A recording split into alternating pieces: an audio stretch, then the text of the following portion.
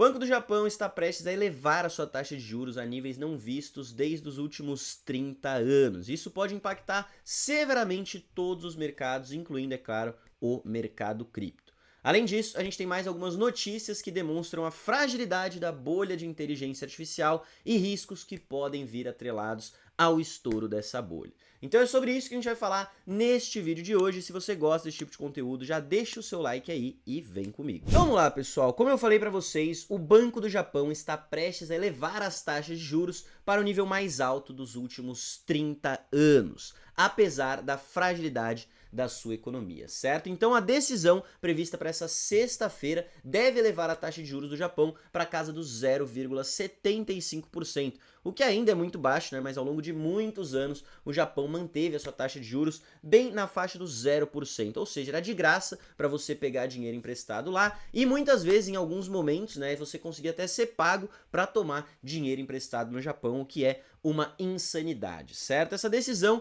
vem com a vontade do Japão de conter a inflação que vem acima da meta do seu Banco Central há mais de 43 meses consecutivos. Isso porque recentemente o Japão anunciou, né, aí alguns pacotes de estímulo que têm impactado, né, a inflação dentro do país. Então, fato é, o Japão deve aumentar a sua taxa de juros e aí você deve estar se perguntando, beleza, mas como que isso impacta a minha carteira de investimentos, como que isso vai impactar os mercados? É por causa de uma coisa chamada o carry trade, certo? Então o carry trade, explicado de forma simples, é o seguinte: é uma operação, uma estratégia em que um investidor toma capital emprestado a uma taxa de juros muito baixa para investir em ativos com um potencial de retorno mais alto, certo? Então, muita gente pegava dinheiro emprestado no Japão com a taxa de juros próxima ali da casa dos 0% e investia em lugares que te dariam um retorno maior, né? Você está pegando dinheiro emprestado praticamente de graça e você está colocando em um lugar que vai te entregar um retorno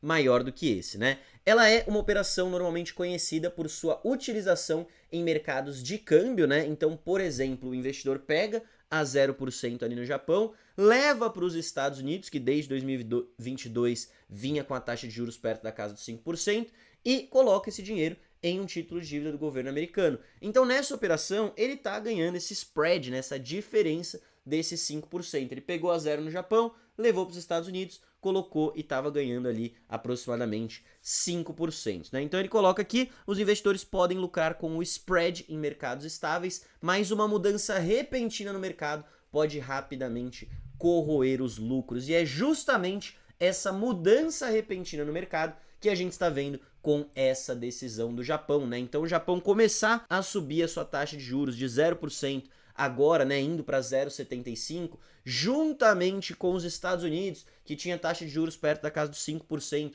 agora já próxima da casa dos 3,5%, vai diminuindo, vai fechando esse spread e muito em breve essa operação ela pode não se tornar mais lucrativa. Então o que começa a acontecer quando a gente tem essa mudança de política por parte do Japão? A maior parte, né, todos os investidores que estavam com esse carry trade aberto, que estavam pegando dinheiro emprestado no Japão e levando para outros mercados, não somente, né, o mercado de títulos americano, mas tem gente que leva para a bolsa, que investe em cripto, enfim, você está pegando dinheiro emprestado muito barato e você está levando para um lugar que te traz um retorno melhor. Muitas dessas pessoas vão começar a desfazer essas posições, então a gente vai ter muita venda de ativos no mercado para a galera quitar a dívida do Japão e fechar esse trade. Isso pode impactar, sim, e muito, né, os mercados de risco, principalmente o mercado de bonds, né, e isso daí é algo também que drena, retira a liquidez dos mercados, e como a gente sempre fala por aqui, a liquidez é o que dita o caminho dos mercados, ou seja, isso não é algo positivo, isso é um risco, certo? Existe o fato de que os investidores poderiam já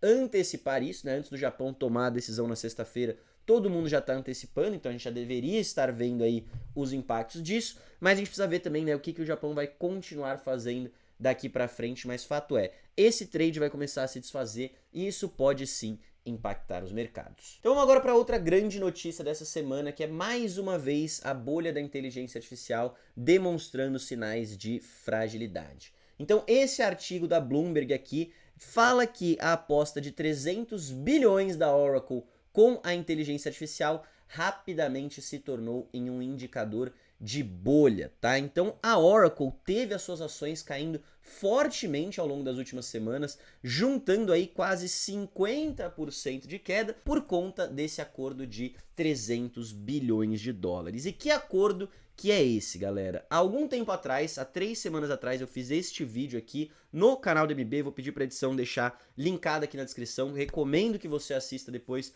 para entender melhor a situação, mas o que acontece no setor da inteligência artificial é o seguinte: todas essas grandes empresas de tecnologia de inteligência artificial estão fazendo grandes acordos, né, de investimento uma com as outras, criando uma economia circular que tem, né, muitas características de uma bolha. Então, por exemplo, aqui, ó, aconteceu da Nvidia investir 100 bilhões de dólares na OpenAI, concordando com um acordo que a OpenAI ia usar esses 100 bilhões para comprar chips da Nvidia. Então você vê que basicamente a Nvidia comprou os seus chips, porém fazendo investimento na OpenAI. Enfim, e o acordo com a Oracle foi o seguinte: a Oracle assinou uma concordância ali com a OpenAI que eles iriam, né, alugar 300 bilhões de dólares em capacidade de nuvem, né, capacidade computacional, data centers da Oracle.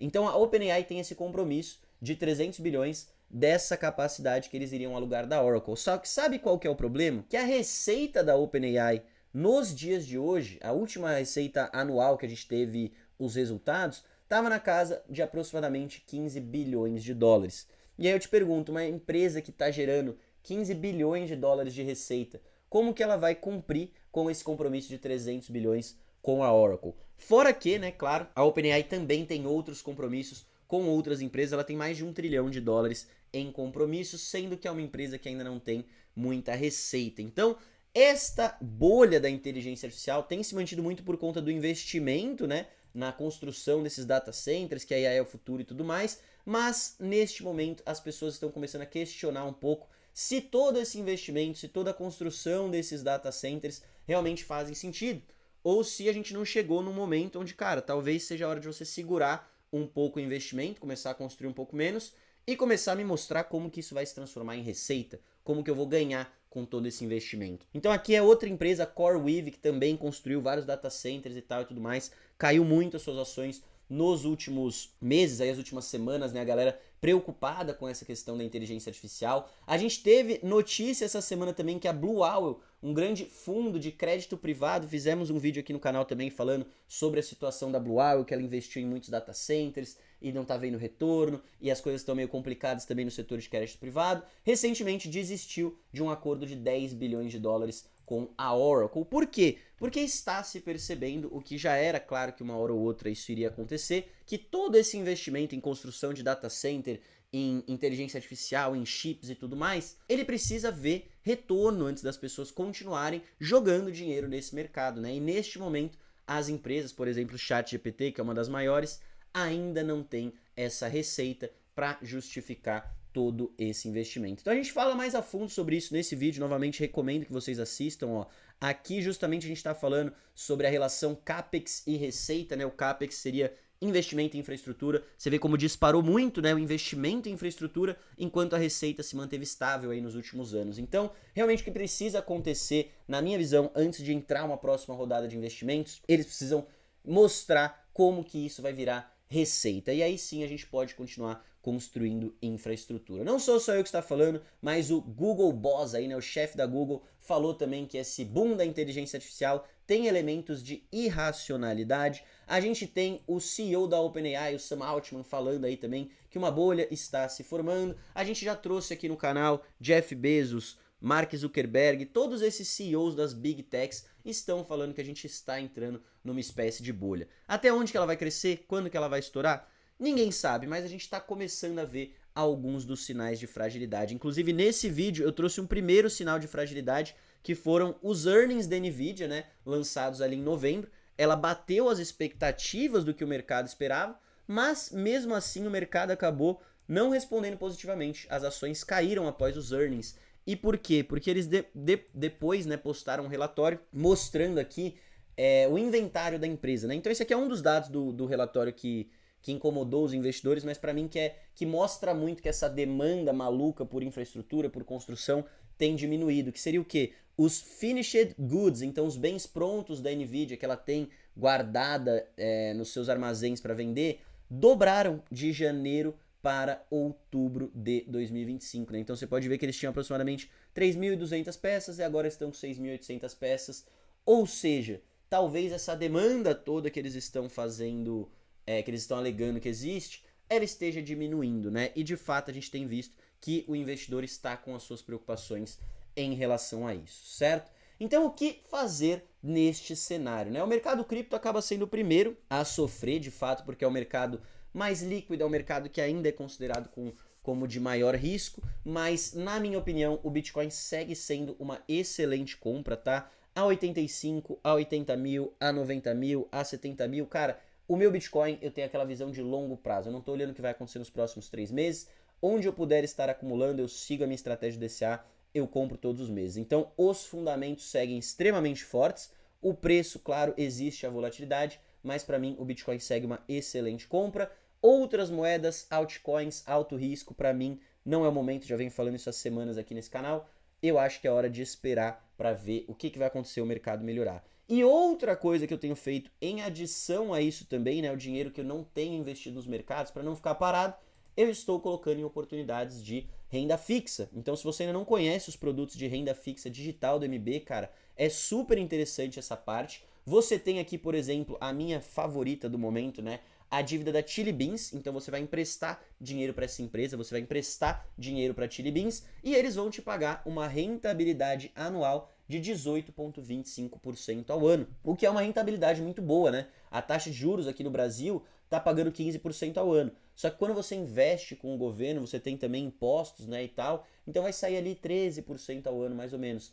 Aqui você vai ganhar 18%, certo? Como que funciona? Você vem aqui na parte de renda fixa digital, negociar, vai abrir a sua conta se você ainda não tiver, deposita o seu cash e aí, né, a gente tem o prazo, ou seja, essa dívida ela vai ser paga em agosto de 2026. Você trava o seu dinheiro até agosto de 2026, mas lá você recebe a sua rentabilidade de 18% ao ano, você consegue até fazer os cálculos aqui no site, certo? Então é isso, pessoal, espero que vocês tenham gostado desse vídeo. Se você é novo por aqui, se inscreve no canal e ativa o sininho. Toda semana a gente tá trazendo essas atualizações de mercado aqui para você no canal do MB. E se você ainda não tem a sua conta no mercado Bitcoin, QR Code na tela, link na descrição para você abrir agora e começar a acumular os seus Bitcoins, renda fixa digital, o que você preferir. Grande abraço, até a próxima e valeu!